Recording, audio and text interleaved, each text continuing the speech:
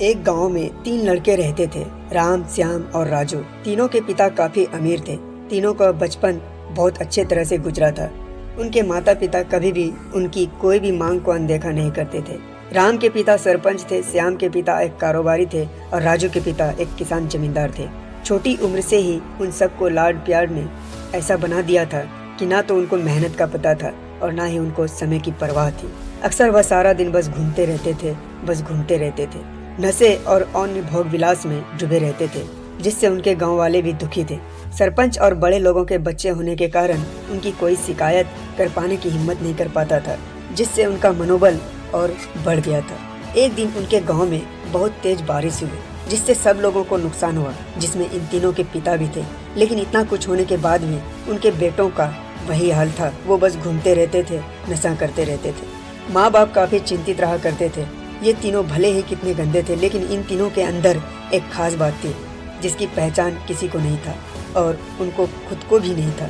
राम एक बहुत अच्छा नेता प्रतिपक्ष था, क्योंकि अपने पिता के पास रहते हुए इसका काफी ज्ञान हो गया था, क्योंकि उसके पिता सरपंच थे। श्याम भी इस तरह से बिजनेस की समझ रखता था, क्योंकि उसके पिता एक कारोबारी थे। और राजू खेती का काम जानता था, क्योंकि उसके पिता जमींदार थे। पर अपनी गलत कामों की वजह से उन सब ने अपने इन टैलेंट पर ध्यान ही नहीं दिया, जो कि उनकी सबसे बड़ी कमजोरी थी। इस तरह से इनकी बदमाशियों को देखकर उनके पिता उन्हें सीख देने की सोची। तीनों पिताओं ने आपस में बात करी और उसका एक हल निकाला। तीनों पिताओं ने अपना अपना काम अपने अपने बेटों को सौंप दिए, जिससे उनको समय की कदर का पता लग सके।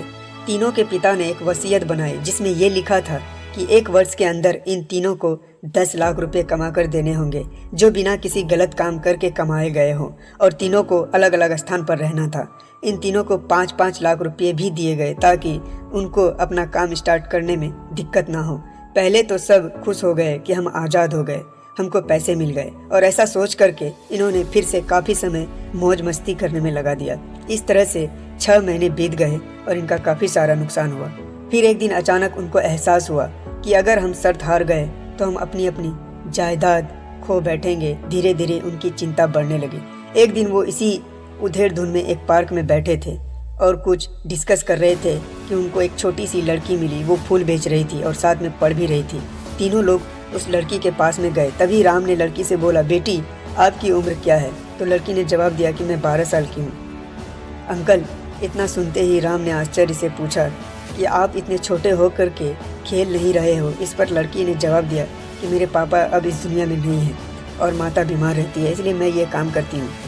ये सुनकर राम ने अपना पर्स निकाला। उसके पास जो भी पैसे बचे थे वो उस लड़की को देने लगा। उसके बाद लड़की ने बोला, अंकल आप भी फूल ले लो, मुझे बहुत खुशी होगा, क्योंकि मैं अगर आपसे फ्री में पैसे ले लूँगी तो मेरा फिर पढ़ाई में मन नहीं लगेगा। मैं कामचोर बन जाऊँगी, क्योंकि यही समय है जिस समय में अपना भविष्य लिख सकती हूँ।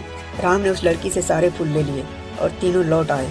उस फूल वाली लड़की का उन तीनों लड़कों पर जो है बहुत गहरा प्रभाव पड़ा।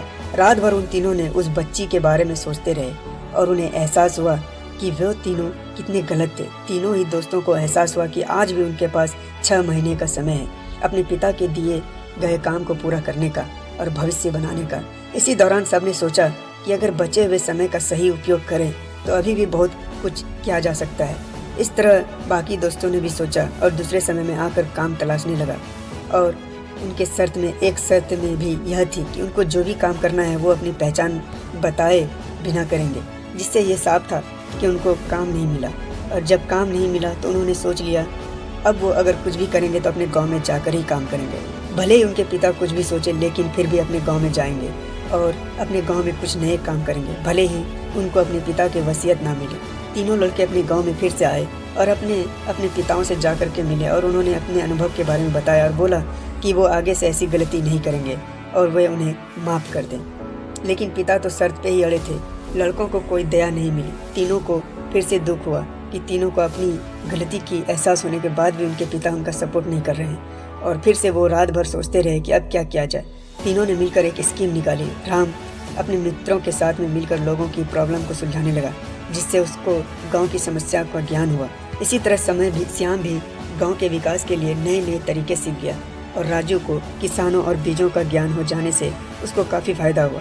तीनों ने मिलकर अपने बाकी पैसों का सही ढंग से सही जगह लगाकर गांव को एक नया रूप दे दिया। उनकी कड़ी मेहनत से गांव के लोग क्या दूसरे शहरों के भी लोग उनकी तारीफ करने लगे। उनका गांव तरक्की करने लगा। नई तकनीक के कारण हर वर्ग के लोगों से उसका जुड़ाव होने लगा और एक समय आने के बाद उनके पिताओं ने भी उनको माफ़ कर दिया। इस तरह से दोस्तों उन तीनों को समय की कीमत का अंदाज़ा हुआ कि पहले वो कितना समय बर्बाद कर रहे थे, लेकिन जब से उनको समय की कीमत का अंदाज़ा हुआ तब से उन्होंने समय को बर्बाद नहीं किया और काम करके पैसा कमाया, नाम कमाया। और ये सीखो ईमानदारी से ज़िंदगी कैसे जीते।